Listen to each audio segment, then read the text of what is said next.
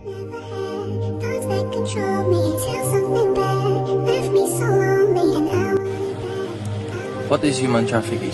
Human trafficking is a form of modern-day slavery that involves the illegal trade of people for exploitation or commercial gain. It is a global and local issue that affects millions of individuals, stripping them of their freedom and dignity. According to the United States Nations, human trafficking is defined as the recruitment, transportation, transfer, harboring, or receipt of persons by means of threat or use of force, coercion, abduction, fraud, deception, abuse of power, or giving payments or benefits to achieve the consent of a person having control over another person for the purpose of exploitation. Trafficking is not limited to one country or region. It is a worldwide phenomenon that occurs in every part of the globe, including the Philippines. Victims are often deceived by false promises for employment, education, or a better life, only to find themselves trapped in exploitative conditions where they cannot leave. Human trafficking is a violation of human rights as it takes away a person's liberty, or often subjects them to abuse, violence, and extreme hardship. It is important to understand that not all trafficking involves crossing borders. Internal trafficking, which happens within the same country, is also widespread. People can be trafficked for sexual exploitation, forced labor, domestic work, organ removal, forced marriage, and even recruitment into armed groups. Examples of human trafficking. As we know that human trafficking can take many forms and can affect people in different ways, depending on their age, gender, and circumstances. One of the most common examples is sex trafficking, where the victims are often women and girls that are forced to or manipulated into prostitution and pornography. Traffickers use threats, lies, physical abuse, or emotional manipulation to control them. Another example is labor trafficking, as where the victims are forced to work in terrible conditions with little or no pay. This can occur in factories, agriculture, construction, or domestic work. Many migrant workers become victims of labor trafficking when they are promised good jobs abroad but end up exploited and trapped. And the third example is child trafficking. Children may be trafficked for begging, forced labor, or sexual exploitation, or even organ removal. In some areas, children are also recruited into armed conflict, used as soldiers or human shields, which violates multiple international laws. What are the three elements of trafficking? Understanding the core elements of human trafficking is essential to identify it and help stop it. These three elements are act, means, and purpose. Number 1. The act refers to what is done. This includes the recruitment, transportation, transfer, harboring, or receipt of persons. Number 2. The means refers to how it is done. This includes threats, use of force, coercion, abduction, fraud, deception, abuse of power, or giving payment or benefits to someone in control of the victim. The purpose refers to why it is done, and this is always for exploitation. This can include force, labor, sexual exploitation, slavery, or practice similar to slavery, servitude, or the removal of organs. For example, if someone is recruited with a false promise of work, act deceive, and forced into servitude, means and day exploitation as a domestic worker, without pay, purpose, they can situation qualities, as a human trafficking. Even a person initially concerned to this job or movement, it becomes a human trafficking if they are deceived or coerced into exploitation. What is the current state of human trafficking in the Philippines? The Philippines remains a source, transit, and destination country for human trafficking. Despite of government efforts, trafficking is still a serious issue due to poverty, lack of education, and the demand for cheap labor and commercial sex.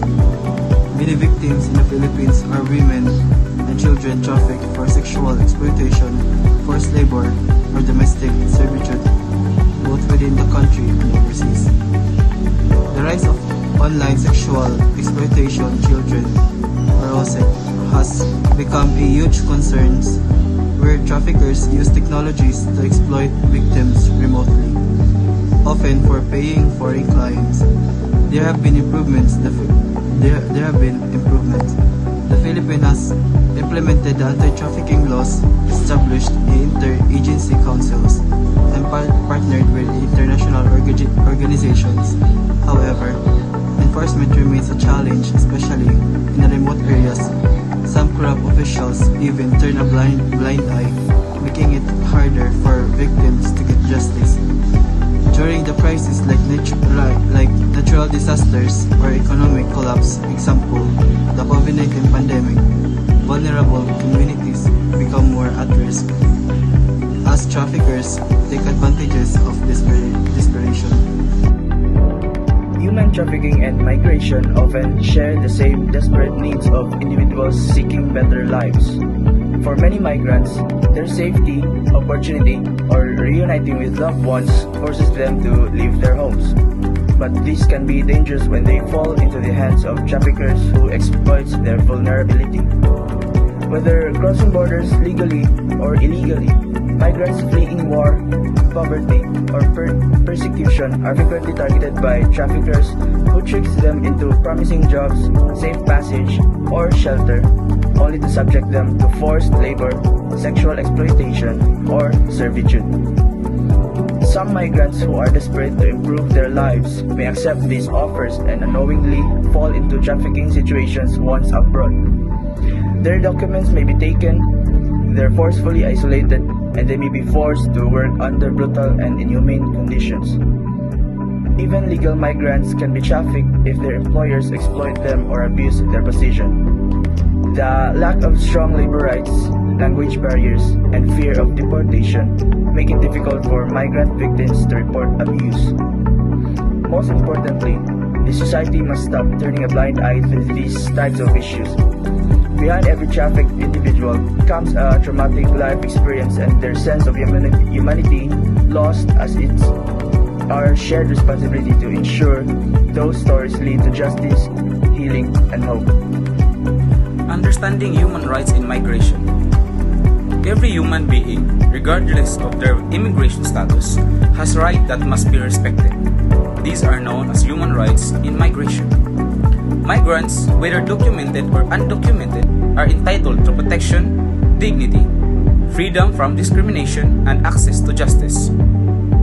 Unfortunately, migrants are often vulnerable to abuse, exploitation, and discrimination in host countries. Migrant workers may be underpaid, work long hours, or suffer abuse from employers. Refugees and asylum seekers may be detained in poor conditions or denied legal protection. International laws such as Universal Declaration of Human Rights and the International Convention of the Protection of the Rights of All Migrant Workers and Members of their Families exist to protect migrants. However, enforcement varies and many countries struggle with implementing these rights. Understanding and promoting human rights of migrants is essential to building inclusive societies and preventing human trafficking, forced labor, and xenophobia. Effect of human trafficking on globalization. Human trafficking negatively affects globalization by undermining human rights, economic fairness, and international cooperation. While globalization is supposed to connect the world through trade, travel, and communication. Human trafficking reveals its darker sides, where people become commodities in global black market. In a globalized world, traffickers exploit open borders, weak labor laws, and digital technology to move victims and hide their operation. The demand for cheap labor and sex tourism in some countries fuels trafficking network in others. This not only causes human suffering but also destabilizes economies. It creates unfair labor markets where ethical business can compete with those using trafficked labor. It also affects countries' reputation and international relations. Moreover, trafficking disrupts social and cultural development. It fosters corruption, strengthens criminal networks, and violates international law, undermining the very foundations of global community based on equality and justice. The role of governments and communities in combating human trafficking. Governments and communities play a vital role in fighting human trafficking. The government must create and enforce strong laws against trafficking, invest in public awareness campaigns, and provide support services to victims such as shelters, rehabilitation, and legal aid. Local governments must train law enforcement and immigration officers to recognize trafficking signs and respond appropriately. Strong cooperation between agencies, both domestic and international, is essential to track and dismantle trafficking networks. Communities also have power by educating families and youth about the dangers of trafficking, supporting victims, and reporting suspicious activity. Communities can become the first line of defense. Faith-based groups, schools, and NGOs can work together to create safe environments and provide alternative opportunities to those at risk. The psychological impact of human trafficking on victims. Human trafficking inflicts severe psychological trauma on its victims. Many suffer from post-traumatic stress disorder or PTSD, depression, anxiety, and feelings of hopelessness. Survivors are often experience loss of identity, guilt, shame, and fear of retribution from traffickers. Because victims are often isolated, abused, and manipulated, they lose trust in others, even those who want to help.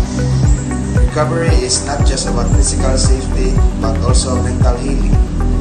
Victims may need counseling, therapy, and a safe or supportive environment to rebuild their lives. Stigma can also prevent victims from seeking help. Society must show empathy and understanding, not judgment, to help survivors reintegrate. Solutions and global efforts. To end human trafficking, ending human trafficking requires a united global effort.